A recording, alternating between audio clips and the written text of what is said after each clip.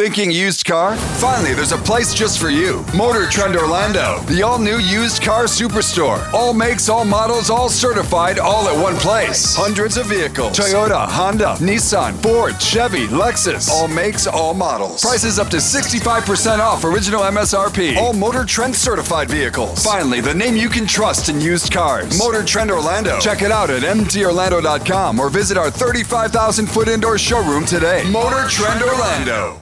Advocate. I am you. Florida residents call toll-free 866-341-1425.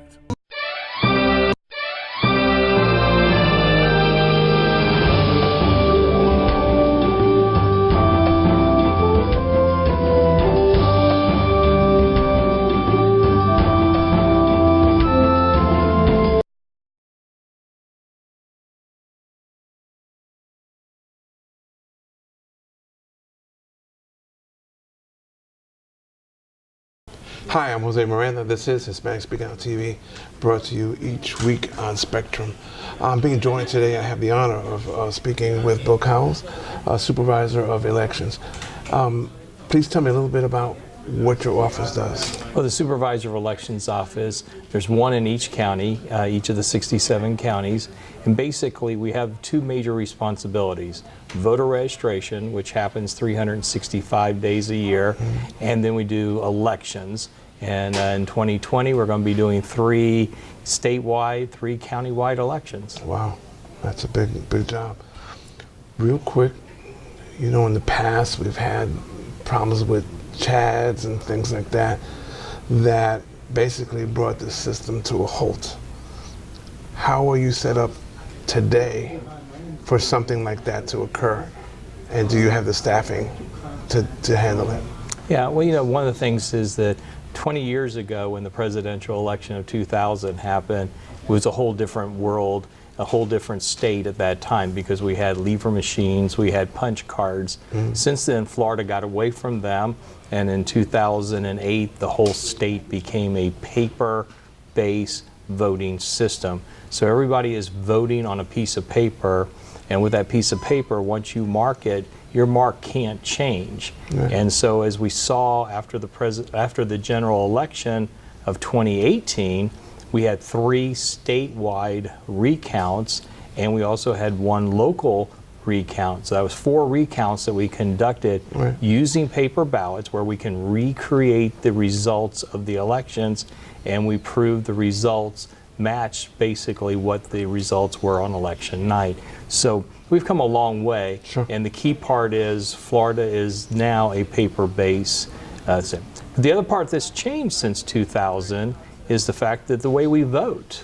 In 2000, you had to get an absentee ballot if you couldn't go to your polling place on election day, or you went to your polling place and voted on election day. And out of the 2000 election became early voting, and early voting continues to grow in popularity with voters.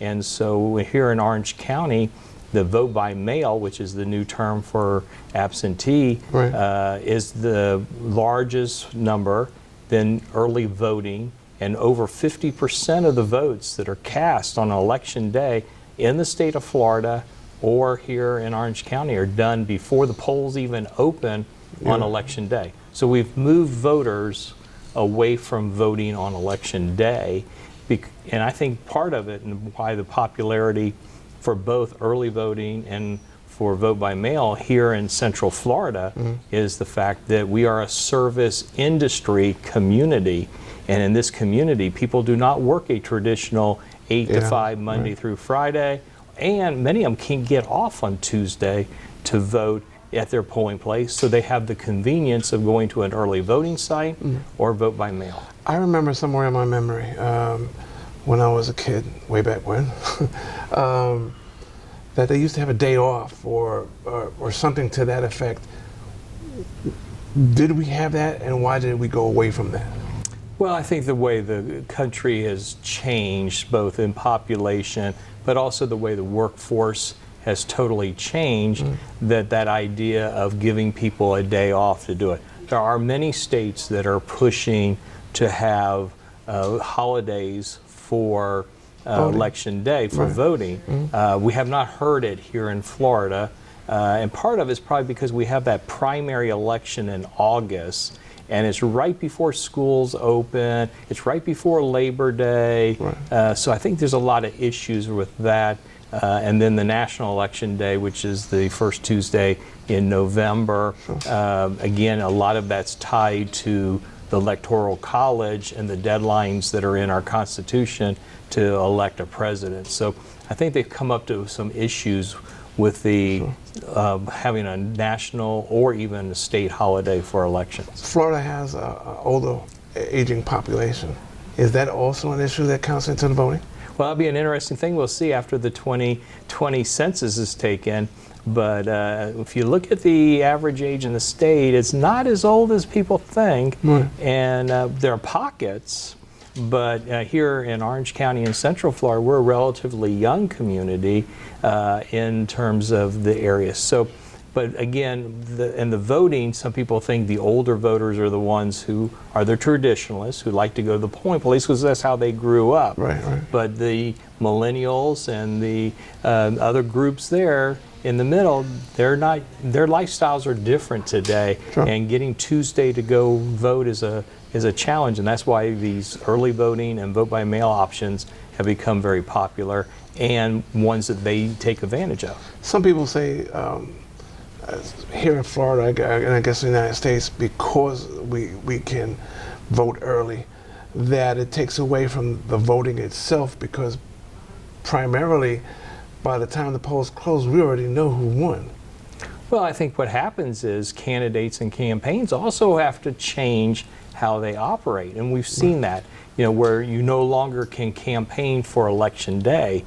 You got to campaign to that first day that the vote by mail ballots go out. And in Florida, the first day can be the 40th day before the election that we mail out ballots. And early voting can be as much as the 15th day before the election.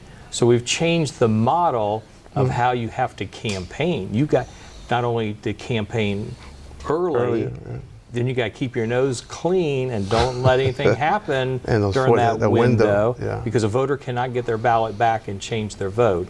But they've got to also learn the pattern that the voters follow themselves, and that's where when the candidates get the voter file from our office, they know whether that person votes by mail most of the time, or do they go to early voting, or are they a traditionalist who goes on election day, so they can tailor their campaign based on that historical data. But no, it's a case where, while we've changed how people vote, candidates have got to change the way they campaign. Well,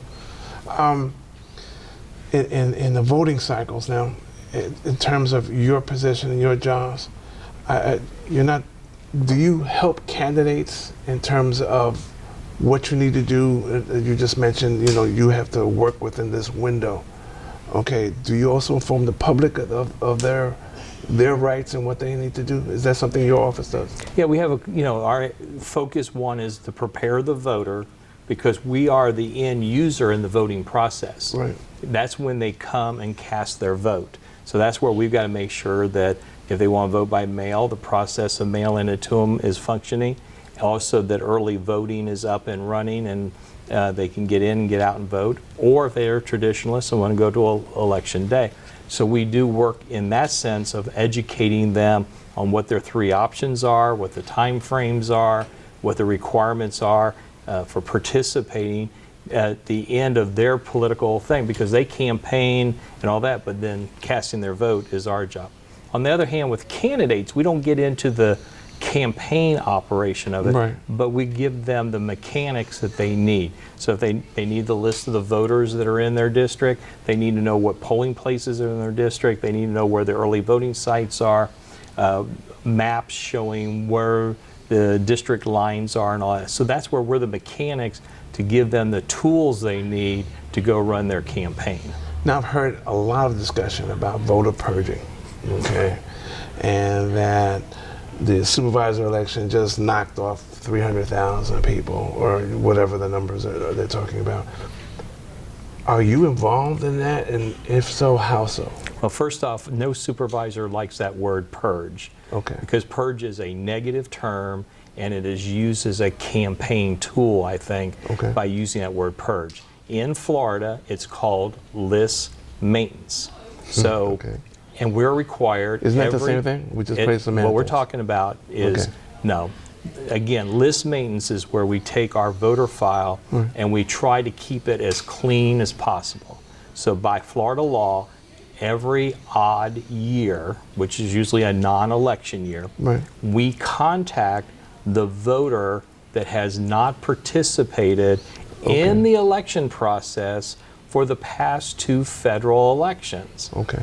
And we notify that address, that voter, to verify, A, do they still live here in Orange County? Do they still live in the state of Florida? Right. And so then if the mail comes back undeliverable, okay, but it gives us a forwarding address, we can forward it to them and remind them they need to update their voting record. Okay. If they moved out of state, we remind them they have to register to vote in the other state because they're no longer in Florida.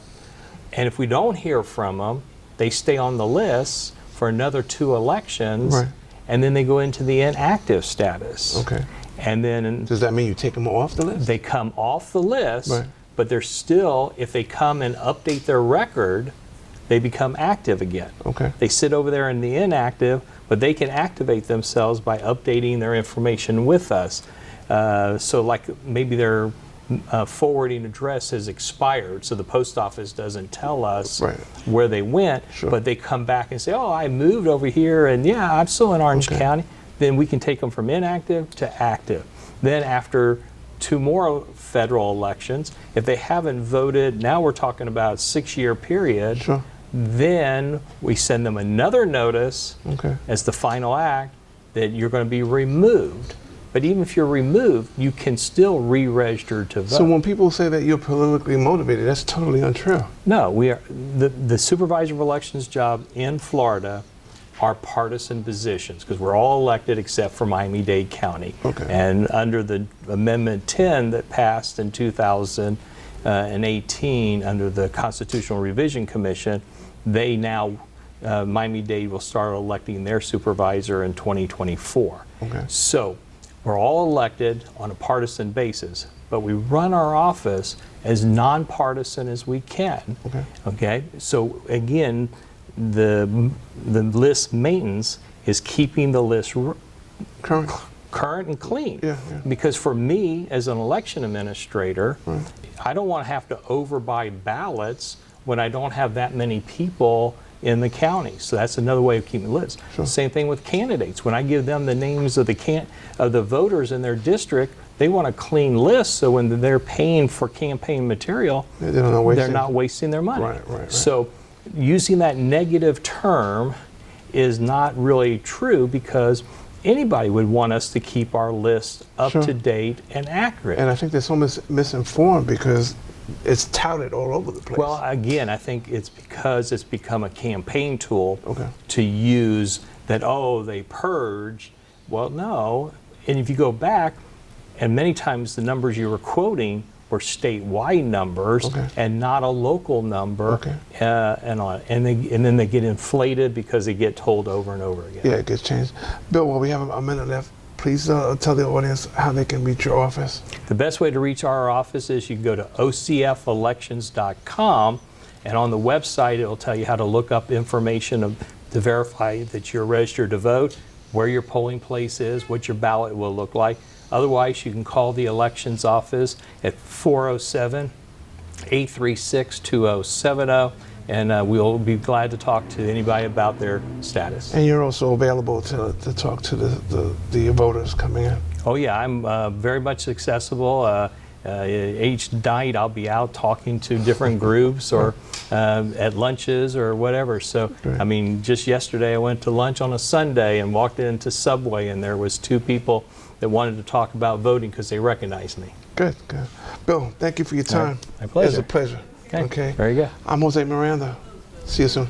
Thinking used car? Finally, there's a place just for you. Motor Trend Orlando, the all-new used car superstore. All makes, all models, all certified, all at one place. Hundreds of vehicles. Toyota, Honda, Nissan, Ford, Chevy, Lexus. All makes, all models. Prices up to 65% off original MSRP. All Motor Trend certified vehicles. Finally, the name you can trust in used cars. Motor Trend Orlando. Check it out at mtorlando.com or visit our 35,000-foot indoor showroom today. Motor Trend Orlando. Single year because she's in foster care, because her father abused her, and her mother couldn't believe her. She is the child I am for. I am a volunteer child advocate. I am you. Florida residents call toll-free 866-341-1425. Thinking used car? Finally, there's a place just for you. Motor Trend Orlando, the all-new used car superstore. All makes, all models, all certified, all at one place. Hundreds of vehicles. Toyota, Honda, Nissan, Ford, Chevy, Lexus. All makes, all models. Prices up to 65% off original MSRP. All Motor Trend certified vehicles. Finally, the name you can trust in used cars. Motor Trend Orlando. Check it out at mtorlando.com or visit our 35,000-foot indoor showroom today. Motor Trend Orlando. Hi, I'm Jose Miranda, and we're back again with our supervisor, Bill Cowles of Orange County. And we were talking about multiple things. But let's start with the primary. I think you said it was a beauty pageant. Yeah, the presidential preference primary. And every state is going to have either a presidential preference primary election or they're going to have a caucus by the political parties. So in Florida, our presidential preference primary is on Tuesday, March the 17th. And that's the day that the Democratic Party and the Republican Party will allow their members to vote on their choice for president. And it's not who is actually going to be on the ballot in November, because right now it's the process of how they're going to select their nominee for the general election. So, key thing about Florida, we are a closed primary state.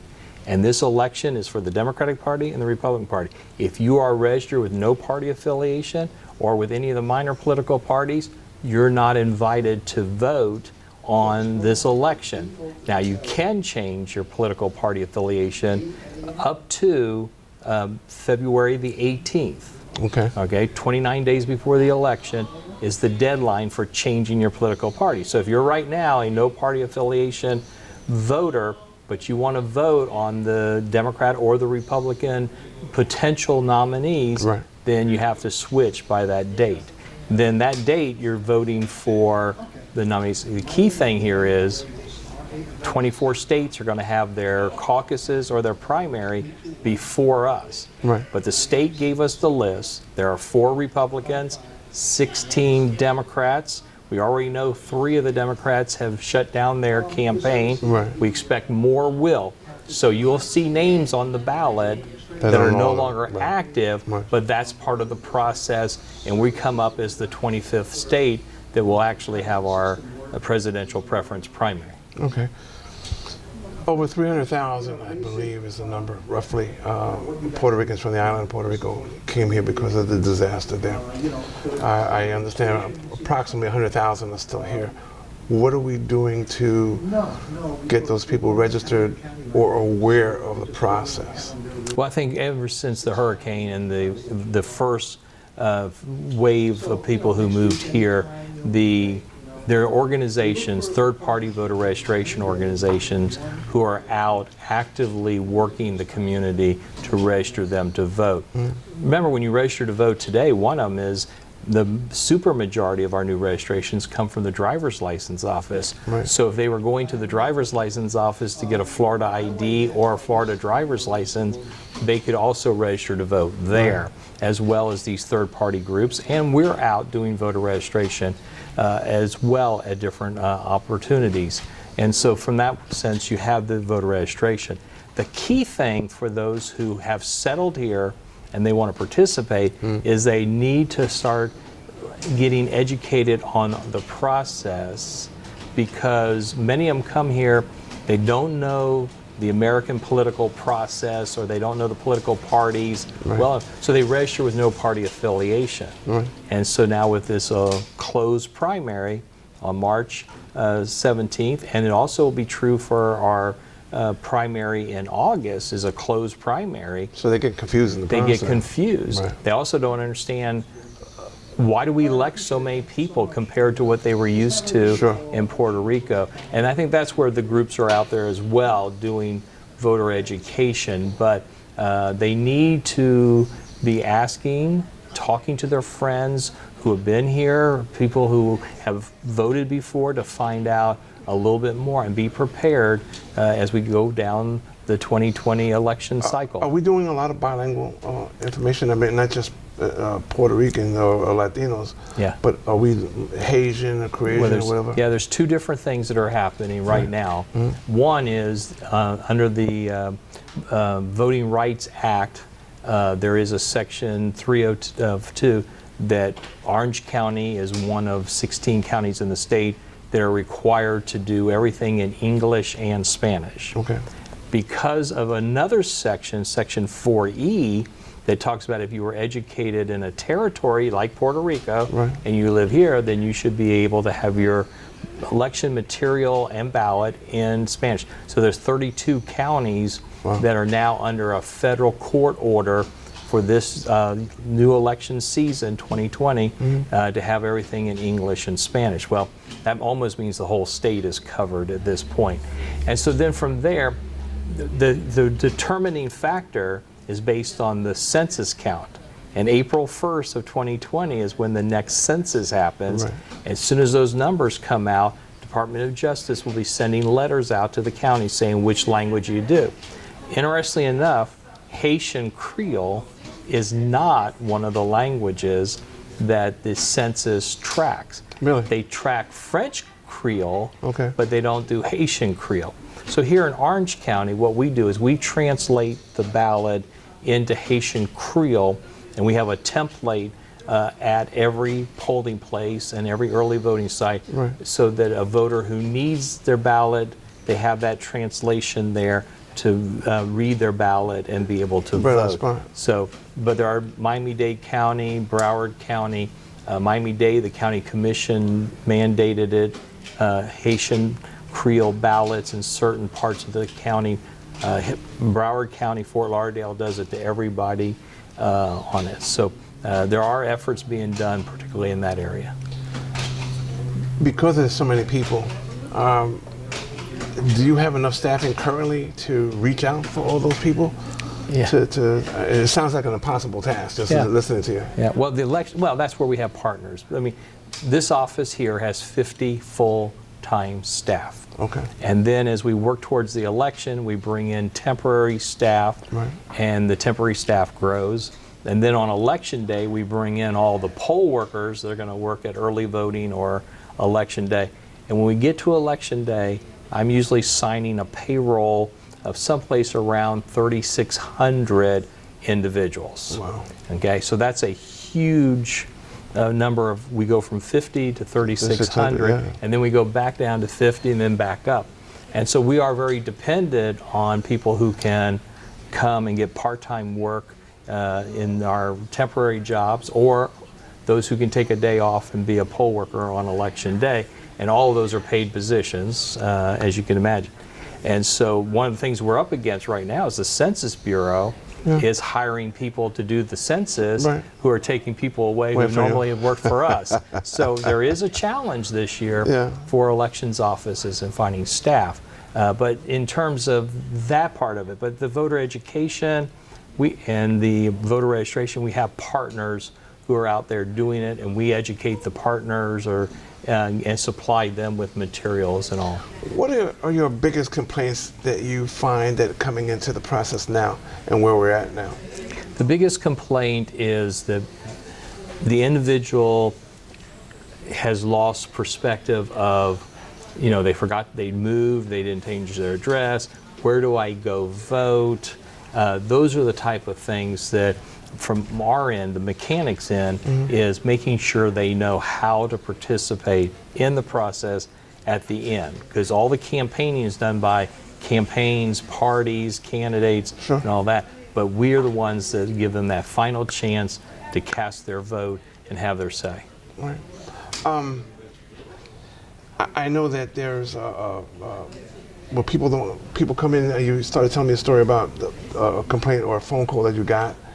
Go ahead. Yeah. Well, you know, one of the things about Florida, and that's why Florida is considered the swing state, because of the fact that we have so much mobility. We have people who move into the state from someplace else, and they bring what they know about elections to our state.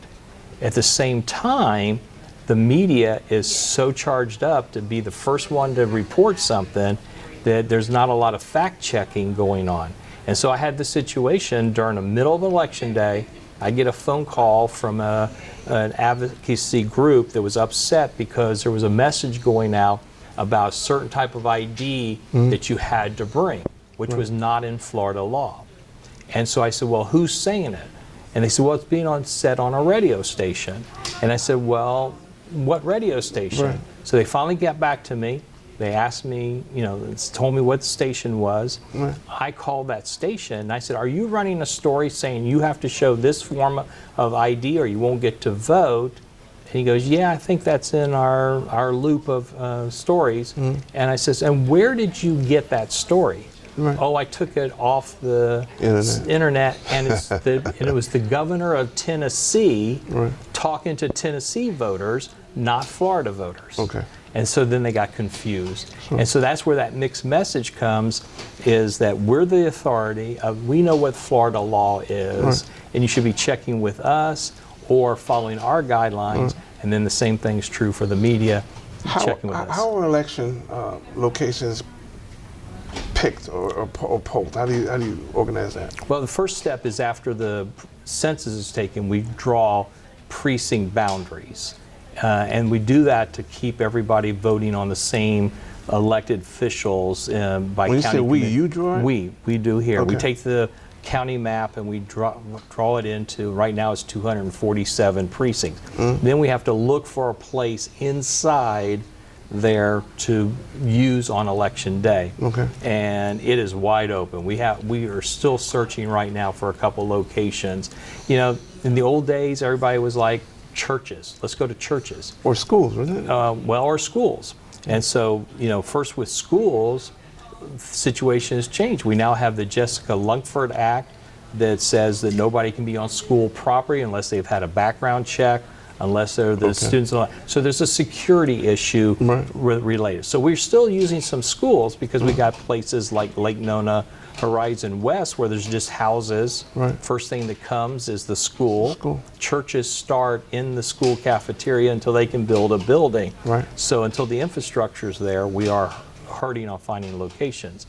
Churches have changed as well because churches now are doing private schools, they're doing daycare and all that, and they're using their space a different way, and so it becomes hard. And sometimes the churches don't want campaigning on their property, and so it becomes a challenge to find. But we, in the end, we find one location. You go out and physically find it, or can somebody call you up and say, my location is a great location to have? No, we're open to somebody calling and saying that.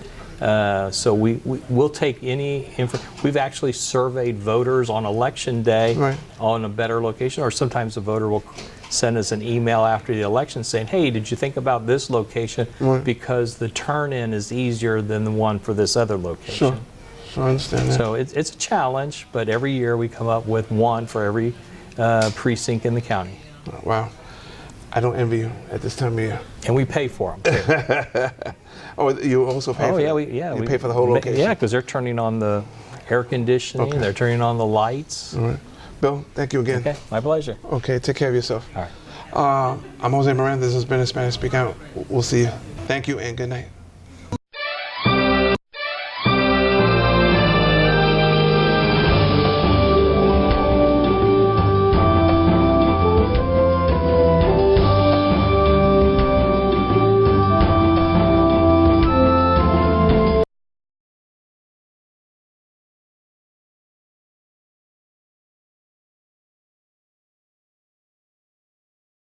Thinking used car? Finally, there's a place just for you. Motor Trend Orlando, the all-new used car superstore. All makes, all models, all certified, all at one place. Hundreds of vehicles. Toyota, Honda, Nissan, Ford, Chevy, Lexus. All makes, all models. Prices up to 65% off original MSRP. All Motor Trend certified vehicles. Finally, the name you can trust in used cars. Motor Trend Orlando. Check it out at mtorlando.com or visit our 35,000-foot indoor showroom today. Motor Trend Orlando.